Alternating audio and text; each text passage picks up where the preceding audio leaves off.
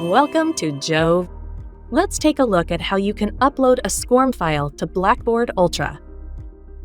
Sign in to your Jove account. Navigate to the Education tab. Go to Jove Quiz. Go to My Quizzes. Select a quiz. Click on Download as SCORM.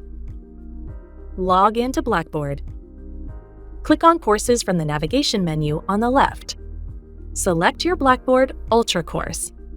Click on the plus button under Course Content. Choose Create from the drop-down menu.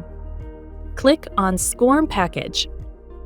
Click on Upload SCORM Package. Upload the previously downloaded file.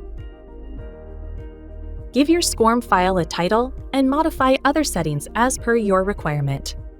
Click on the Save button. Select the file you just created. Make it visible to students. Click on Preview SCORM. That's it. Thank you for watching.